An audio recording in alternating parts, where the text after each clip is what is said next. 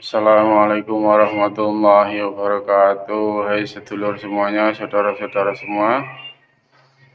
Sekarang kita akan mendengarkan tausiah lagi dari Ustadz Danu. Kali ini tausiahnya akan membahas tentang bila berdoa jangan memaksa Allah, guys. Itu tidak dianjurkan, tidak boleh memaksa Allah.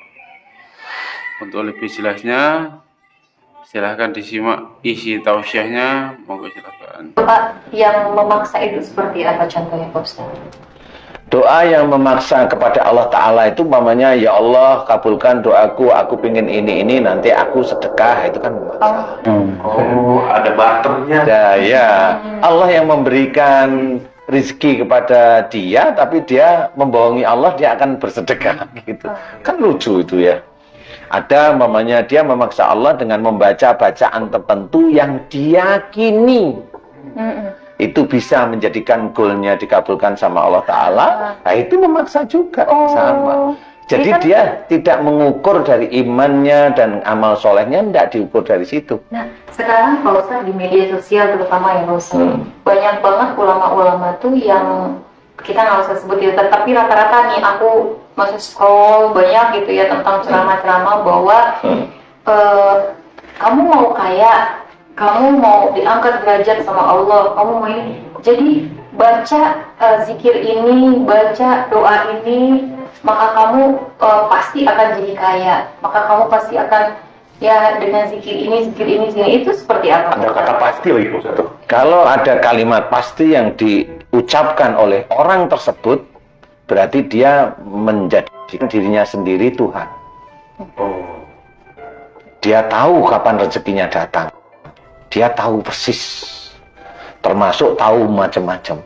Nah, kalau saya nggak komen yang seperti itu, tapi cobalah sendiri, bisa nggak? Kan gitu satu. Yang kedua adalah, ini gambaran yang paling mudah aja lah ya. Iya. Yang namanya orang berdoa kan dia biasanya bilang pasti dikabulkan. Banyak kok teman-teman pendakwah itu yang dia sakit pasti doa mohon diberi kesembuhan. Tapi malah banyak yang meninggal. Nah ya. Dari mana coba? Kenapa dia meninggal? Padahal masih muda, masih umur sekitar 40-an tahun, masih yang kelihatannya soleh di mata manusia ada. Dan dia yang katanya pasti bisa, pasti dikabulkan, sering ngomong seperti itu, saya sering mendengar. Tetapi dia sendiri meninggal. Dari mana? Itu kenapa Pak? Nah, bukan kenapa, karena beliau nggak paham mengukurnya. Kalau beliau itu sudah bercerita, pasti itu dia bermain dirinya Tuhan. Yang pasti itu hanya milik Allah sebenarnya. Kalau kita manusia nggak pasti, nggak pernah pasti. Nggak ada yang pasti. Nggak ada yang pasti. Oh, namanya orang menikah, ya kan? Orang menikah, mamanya. Dia itu maharnya dibacakan surat Ar-Rahman aja bisa cerai dia. Iya. Benar. Lah kenapa? Lah baca kok surat Ar-Rahman malah nakutin. Surat Ar-Rahman itu kan surat untuk kita-kita yang sering berdusta.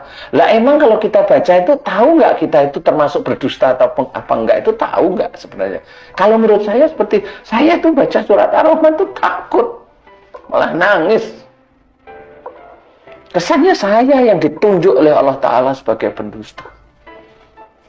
Lah kok dipakai untuk apa maharnya itu? Ya kenapa itu bisa? Ya karena memang seperti itu. Walaupun boleh mahar surat dalam Quran, oh boleh, insya Allah boleh. Tetapi kenapa dia seperti itu? Ya karena ya bisa aja memang mau jago-jagoan aja. Biar kelihatannya Islami, walaupun boleh silakan. Kecuali kalau memang dia laki-laki yang dia tidak punya harta sama sekali. Nah, boleh lah saya tunduk. Insya Allah saya akan tunduk, saya akan mendengarkan beneran. Tapi kalau dia sendiri itu harta punya, mau apa terusan? Kenyataannya juga pisah, dan banyak yang seperti itu. Teman saya aja nikah di pada saat umroh di depan Ka'bah ya pisah 3 bulan. Udah 3 bulan bisa? Iya 3 bulan pisah langsung.